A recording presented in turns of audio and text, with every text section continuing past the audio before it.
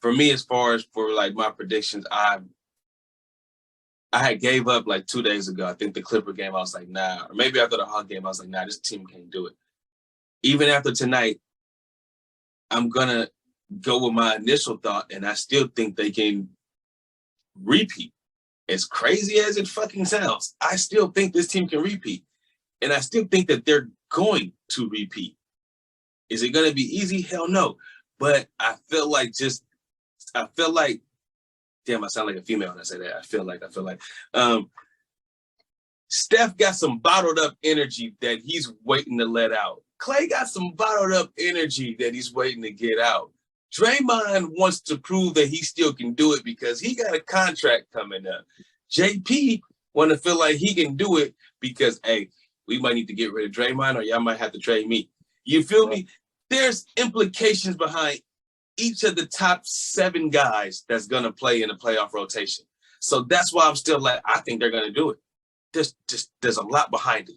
And my whole thing is if they get Wiggins back, I think they can do it. I believe they can do it. They just need that wing defender back to get it done. And right now they're sitting at the 7th seed, and the team that's behind them right now is Minnesota sitting at 8th, but they're 33 and 35. The Warriors right now 36 and 36. So it's kind of safe to say that they're not going to fall out of the play-in at least, but they are in the box, especially after these last, this was a whole freaking week, so the last 5 games, because that was 5 games since the Bucks game. They're still the 7th seed. With that being said, would you prefer the 6th seed without the home court advantage? Or would you prefer the 5th seed and have to play the Phoenix Suns in the first round? I'm leaning towards whatever series is going to give us home court, man. I don't think that any series is going to give us home court at any point in time in the playoffs. I think that's kind of gone now with 10 games left. I think that's kind of done with because Phoenix not going to drop their last 10. So you were saying with Phoenix being the 5th, Phoenix being the 4, and us being the 5? Yep. Oh, got you. Well, nah, give me the plan, man. Give me the plan. If we're gonna pretty much be playing on a road, then give me the lesser travel road, the road with the less work to put in. Agreed. I don't want potentially the Western Conference favorites in the first round. I'm not gonna say I'm afraid of them, but I'm not looking forward. Chance. No, not in the beginning, not in the first round. No. I feel like the deeper we go, the harder we are to beat. The more momentum, the harder it'll be to beat us. The more we'll be informed. So I agree. Totally agree. The more we'll be informed. If we get to the conference finals, I don't think nobody's beating us unless we lose in the finals to like a Milwaukee or something, or even a Boston again. I don't see us losing to Boston again. I don't see us losing to Boston. I mean, not again, but I don't see us losing to them. I still think we might have their number as great as they've been playing. Milwaukee is the only team that kind of scares me from the East because we can't stop. We got nothing to stop Giannis. And if Giannis is going, then what are you going to do with Chris Middleton? What are you going to do with Drew Holiday? Who's going to lock down Steph? So those kind of things kind of scare me. But as far as for what would I prefer, the 5th seed or 6 or lower, right now, since I think Memphis is the 3rd seed, I would prefer 6 or 7. Give me Memphis or Sacramento in that first round. I'm taking it all day. And I don't think they should keep trying to win games to become the 5th seed because you're going to put yourself in trouble. Let the Clippers and the Suns eliminate each other. One of them got to go. You feel me? And right now the Clippers is the 4th seed and the Suns is the 4th seed. Or the Clippers is the 5th seed, Suns is the 4th seed. They're going to play each other and one of them's got to go. You don't want to deal with the cyborg Kawhi. He pisses me off. I hate playing against Kawhi.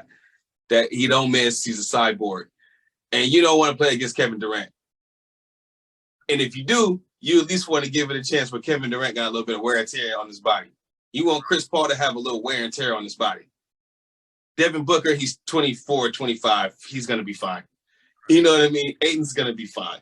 But those other two, you want some wear and tear on their body because you know that it's a chance they might miss some games in the playoffs. Chris Paul, definitely. If he gets to the conference finals, he's not playing game 6 or game 7. He's done. not happened. It's happened every year. But for us, I would definitely rather have the Kings in the first round. I wouldn't even want the Grizzlies. I would take 7, and I would take the Kings.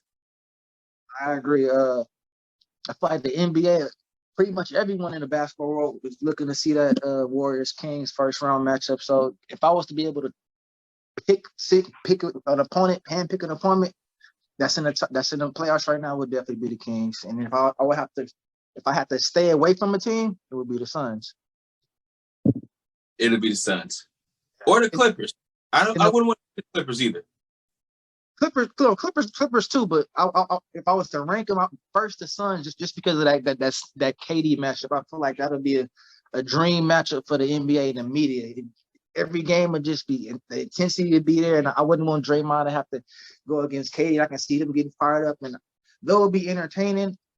As a Warrior fan, I don't want to see that just yet. I want to wait to the finals to all the cards is on the deck. I don't want to yet.